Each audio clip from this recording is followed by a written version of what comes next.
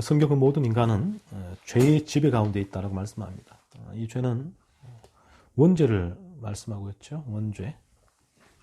그 인간은 이 모태에서부터 이미 원죄로 물든 존재, 죄의 지배 가운데 있는 존재라고 말씀하고 있는데, 이 죄의 지배 가운데 있는 이 인간의 상태를 잘 표현해 주는 말씀이 오늘 본문 19절입니다. 감각 없는 자가 되어 라고 말씀하고 있죠. 감각 없는 자가 되어 자신을 방탕에 방임하여 모든 더러운 것을 욕심으로 행한다라고 말씀을 합니다. 여기서 감각은 인간이 감각이 없다, 느낄 수가 없다는 거죠. 전혀 이 부분에 있어 의미인데, 이 감각은 죄와 거룩에 대한 감각입니다. 그러니까 인간이 이 원죄의 지배에 존재할 때는 이 죄와 거룩함에 대한 감각을 상실해버린 것이죠. 전혀 느끼지 못하는 것이죠. 체험하지는 못해요. 무엇이 죄인지 무엇이 거룩인지를 모릅니다. 이에 대한 감각이 없습니다. 이에 대한 감각은 죄각성의 단계에 인간이 들어갈 때부터 생겨나게 되는 것이죠. 물론 인간이 그 이성적으로는 이것이 죄고 아니고를 구별할 수는 있죠. 또 이 율법의 기준으로 말씀할 때에 죄의 정의에 대해서는, 죄의 목록에 대해서는 잘 나열할 수 있지만 나 자신이 그 죄의 기준이 나에게 적용되지 않는단 말이에요. 그에 대한 감각이 없다는 얘기거든요. 그러니까 그런 감각이 언제부터 생겨나는가 하면 우리 인간이 죄각성의 단계에 들어갈 때부터 생겨나게 됩니다. 하나님의 거룩이 드러난 율법이 우리에게 죄를 드러내기 때문입니다. 이 죄각성의 단계에 들어갔을 때에 비로소 그 율법이 기준이 나에게 적용이 되는 것이죠. 그래서 그 율법의 기준으로 비로소 나를 비춰보게 되는 것입니다. 율법이 거울이죠. 그 거울에 나를 비춰보게 되는 시점이 죄각성의 단계에 들어갈 때부터입니다. 그래서 그때부터 죄가 무엇인지 성경에서 말씀하는 율법의 기준에 부응하는 죄가 무엇인지 내가 그 시점부터 체험적으로 알게 된 것입니다. 이때부터 인간은 죄와 거룩에 대한 감각이 생겨나게 되고 죄를 미워하며 죄의 지배를 받는 자신의 그러한 상태가 고통이 되는 것입니다. 그래서 이 죄각성의 단계에 들어갈 때부터 인간은 비로소 하나님의 율법을 통하여 하나님의 거룩을 바라보게 되고, 그리고 하나님의 거룩이 반영된 율법을 거울을 비추어서 자신의 죄를 체험적으로 경험하게 되죠. 그러니까 내가 죄로 물들어 있구나, 그 사실을 인간이 깨닫게 되는 시점부터 인간은 그 죄짐에 눌리게 됩니다. 그래서 그 단계가 수고하고 무거운 죄짐을 진 단계가 되는 것이죠. 하지만 그 전까지는 인간은 이 죄의 지배 가운데 있기 때문에 죄와 거룩에 대한 감각이 없어요. 전혀 느끼지를 못합니다. 이 부분에 있어서. 그러니까 이 인간이 이 죄와 거룩에 대한 감각이 생기게 되어지면 자신이 범하는 죄가 고통이 돼요. 통증이 돼요. 하지만 그 전까지는 그 인간은 그런 감각이 없기 때문에 이 인간은 죄를 통하여 자신의 탐욕을 채우는 삶을 살게 됩니다. 그래서 그는 자신을 방탕에 방임하여 모든 더러운 것을 욕심으로 행하게 되죠. 즉 죄를 도구로 삼아서 자신의 욕심을 채우는 방탕한 삶을 살아가게 되는 것입니다. 자신의 탐욕스러운 욕망을 채워나가는 극도의 이기적인 삶을 살게 되는 존재가 죄인된 인간이에요. 그래서 인간은 이 죄의 지배 가운데 있을 때 이 죄와 거룩에 대한 감각을 상실했기 때문에 끊임없이 극도의 이기적인 삶, 죄를 도구로 삼아서 자신만을 위한 자신의 탐욕을 채우는 삶을 살게 되죠. 자신의 탐욕을 채우기 위해서는 죄가 동반자가 됩니다. 탐욕을 채우는 삶은 곧 죄를 사랑하는 삶이거든요. 그러니까 이 죄는 탐욕을 이용하고 또한 탐욕은 죄를 이용합니다. 이것이 원죄의 지배 가운데 있는 인간입니다. 그래서 갈라디아서에서는 그 인간이 중생할 때에 이 탐심과 욕정이 십자가에 못 박아 죽는다라고 말씀하시는 이유가 바로 여기 있는 것입니다. 그 전까지 인간은 절대로 이 탐욕에서 벗어날 수가 없단 말이죠. 그래서 죄를 도구로 삼는 것입니다. 죄를 발판으로 삼아서 자신의 탐욕을 채워나가는 것이죠. 다른 이들에 대한 미움을 끊임없이 내 마음속에 불태우고 복수를 하고 시기를 하고 질투를 하고 거짓말을 하고 욕설을 하고 폭력을 행사하고 다른 일을 따돌리고 뒷담화를 하고 사기를 치고 음란한 일을 하고 이 온갖 죄를 실제로 범하거나 마음으로 범하는 것입니다. 이것이 인간의 모습이에요. 자신의 탐욕을 채우기 위해서입니다. 그래서 겉으로는 아무리 사람들 앞에서는 멀쩡하게 보이는 종교인, 정치인, 엘리트일지라도 그 뒤로 파헤쳐 보면 온갖 추잡한 죄의 모습이 드러나는 이유가 여기에 있는 것입니다. 저희가 매스컴에서도 그 훌륭한 정치인이 그 뒤를 보니까 얼마나 추잡한 죄들이 만연되어 있는 모습이 저희가 흔하게 볼 수 있잖아요.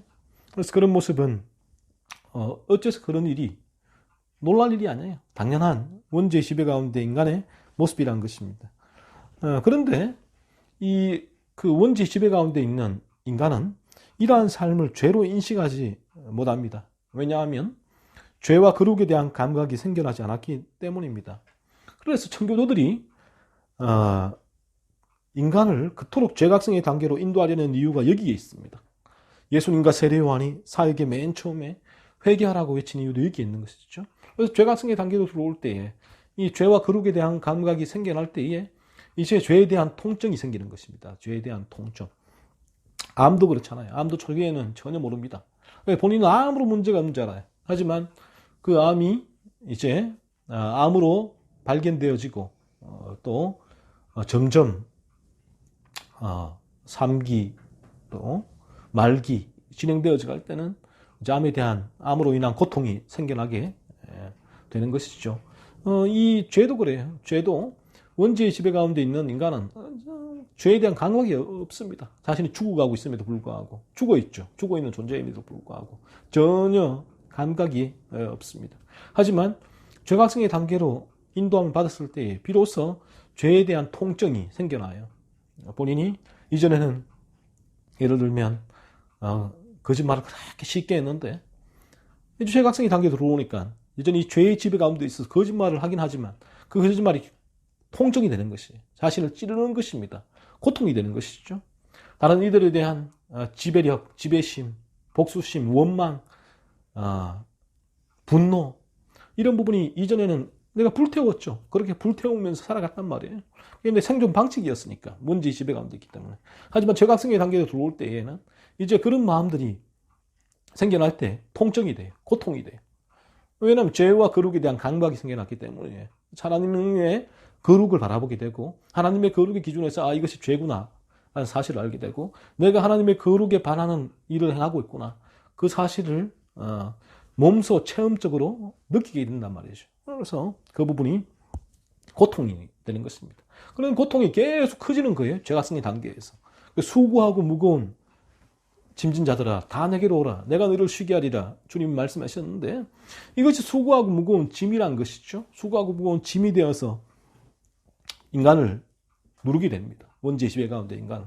그래서 인간은 그 통증을 견딜 수가 없단 말이에요. 그 무게를 짓눌려서 지디김을 당하는 것이죠.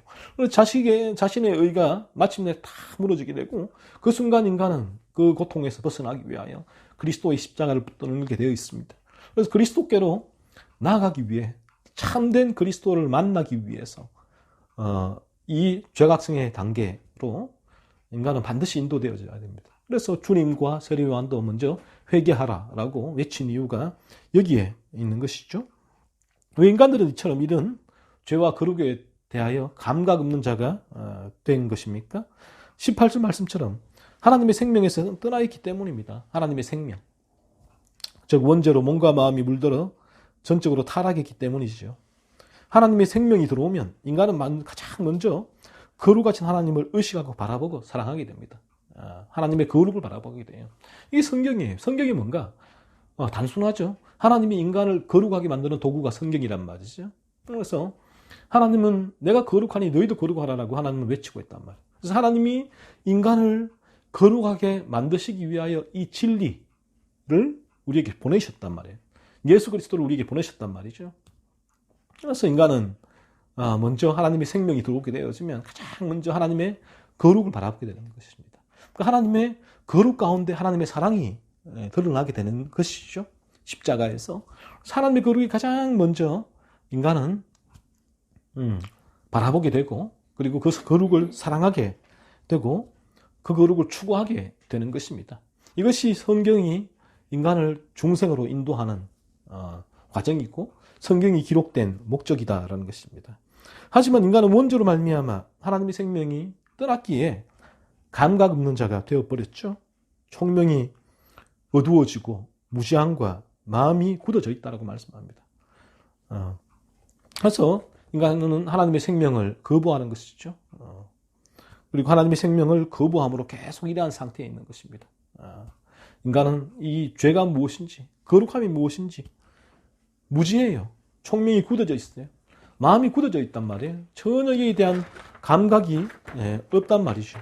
이것이 원죄의 지배 가운데 있는 인간이라는 것이죠. 그러므로 이러한 인간이 이 감각이 죄와 거룩에 대한 감각이 인간에게 살아나기 위해서는 끊임없이 이 진리를 접해야 됩니다. 진리를 접하는 가운데 성령은 진리 가운데 역사하기 때문에 이 진리를 접할 때에 성령의 역사함으로 인간에게 하나님의 생명이 들어오게 되고, 그리고 죄와 거룩의 감각이 생겨나게 되는 것입니다. 그래서 죄의 지배 가운데 있는 인간은 참된 가치 있는 삶을 살지 못하지요. 이 땅 가운데서 허망한 삶을 살게 됩니다. 즉, 이 땅에서의 인간의 참된 하나님이 정하신, 만드신, 원하시는 존재 이유와 목적대로 인간은 살아가지 못하게 됩니다. 그 인간의 존재 이유와 목적이 무엇인가? 거룩이에요. 하나님의 거룩. 죄를 끊어내는 삶, 밀어내는 삶. 하나님이 원하시는 내가 거룩하니 너희도 거룩하라는 이 말씀을 인간이 이 땅에서 이루어내는 삶이 인간의 존재 목적, 이유란 것이죠. 그런데 인간은 원죄의 지배 가운데 있기 때문에 이러한 삶을 살지 못하고 허망한 삶, 자신의 탐욕을 채우는 삶을 살게 되는 것입니다. 즉, 죄를 사랑하는 삶을 살게 돼요. 죄를 도구로 해서 자신의 탐욕을 채우는 삶을 살게 되는 것이죠. 이것이 바로 허망한 삶이죠. 인간은 분노에 지배당하죠. 거짓말에 지배당합니다. 시기와 질투에 지배당해요. 술에 지배당하고, 공부에 지배당하고, 돈에 지배당하고, 음란에 지배당하고, 이것이 죄의 지배 가운데 인간의 모습이라는 것입니다. 인간을 거룩하게 만들어서 죄를 밀어내는 삶을 살게 하는 진리에는 전혀 관심이 없죠. 자신의 탐욕을 채우는 헛된 삶을 살아가게 됩니다. 오늘날 이 교회에서 이러한 인간을 죄로부터 건져내기 위하여 죄를 끊어내는 거룩을 추구하는 삶, 그러니까 끊임없는 죄에 대한 강조, 거룩에 대한 강조, 이러한 삶으로 인도하지 않는 교회, 여기에 관심이 없는 교회는 진리에서 이탈한 교회라고 말할 수가 있죠. 또 이러한 인간을 거룩하게 만드는, 또 거룩한 삶을 살게 하는 목표로 설교하지 않는 설교자는 또한 진리에서 이탈한 설교자라는 것입니다. 오늘날 교회에서 이 죄와 거룩함, 중생과 회심의 열매에 대해서는 별다른 설교와 또 그에 대한 어떤 과정을 교회에서 중요시하지 아니하고, 오직 교회에서도 인간의 탐욕을 채우는 어떻게 하면 이 땅에 잘 먹고 잘 살고 성공할 수 있을까를 끊임없이 가르치고 있는 그런 교회 설교자는 진리에서 이탈한 교회의 설교자라고 보시면 될 것입니다. 왜 그러냐면 이것이 죄 때문입니다. 죄 때문에 모든 부분이 이러한 헛된 삶을 살게 되는 것이죠. 여러분이 죄각성의 단계로 들어오게 되는 순간, 죄에 대한, 거룩에 대한 감각이 생겨나게 되는 순간, 하나님의 생명이 조금이라도 여러분에게 무언가를 스파크가 일어나는 그 순간, 여러분은 그 순간부터 이제 여러분에게는 죄에 대한 체험적인 통증이 유발이 됩니다. 이것이 아픔이 고통이구나. 이 죄가 하나님의 거룩함, 그 거룩함이 내게 이루어지기를 소망하는 그 소망이 생겨나게 되는 것이죠. 그런 소망, 그리고 통증, 소망이 같이 하모니를 이루어서 마침내 그리스도께로 나아가게 하는 것입니다. 로마서 7장도 바로 그러한 죄의 각성 단계 가운데 있는 사람에 대한 묘사, 사람에 대한 체험적인 묘사인데 그 부분을 마틴 로디 존스 목사님은 율법의 기능을 깨달은 사람이라고 말씀을 해요. 조금 다르게 표현해서. 하지만 죄각성의 단계에 있는 사람의 모습인데 그에게는 여전히 죄의 지배 가운데 있는 고통이 있으면서 한편으로는 하나님의 거룩함에 대한 소망이 있단 말이에요. 그런 고통과 소망이 어울려서 그를 마침내 그리스도께로, 로마서 8장 1절과 2절에 나를 자유케 하시는 그리스도께로 나아가게 되는 은혜를 하나님께서 허락해 주시는 것입니다. 한 주간도 여러분께서 이 단계로 인도담 받기 위해서 여러분이 해야 할 일은 진리의 대면이에요. 끊임없이 그러한 나를 이 수고하고 무거운 죄짐, 나의 안에 있는 죄를 발견하기 위한 이 진리를 말씀을 계속 접해야 돼. 이 말씀을 통해서 그리고 그러한 진리를 직면하는 과정이 죄 탐사이기도 하고요. 여러분의 마음에서 일어나고 있는 수많은 죄를 끊임없이 탐사하십시오. 계속해서 탐사하고 진리를 대면하면 그래서 여러분이 이제 폴 워셔나 라일이나 로이 존스나 청교도 서적을 읽어야 하는 이유가 여기에 있는 것입니다. 여러분을 이러한 여러분의 실체를 보게 해주는 여러분에게 이 죄와 거룩하게 대한 감각을 일깨워주는 단계로 이들이 여러분을 인도해 줄 것입니다. 계속해서 기도하면서 또 이 책들을 읽고 진리를 대면하고 여러분의 죄를 탐사하면 마침내 이 죄가 통증이 되고 하나님의 거룩이 소망이 되어지는 이 죄각성의 단계로 여러분이 인도함을 받게 되고 이 단계가 마침내 여러분을 그리스도께로 인도하게 될 것입니다. 그리스도께 인도함 받는 그 순간, 중생하는 순간 여러분에게는 이 죄의 지배에서 벗어나는 더 이상 죄가 여러분을 지배하지 못하는 그 상태를 체험하게 될 것이에요. 그래서 그 상태가 여러분을 자유케 할 겁니다. 그러므로 내가 자유함 받았다, 자유하다라고 외칠 수가 있는 것이죠. 그러한 여러분이 되기를 원합니다. 기도.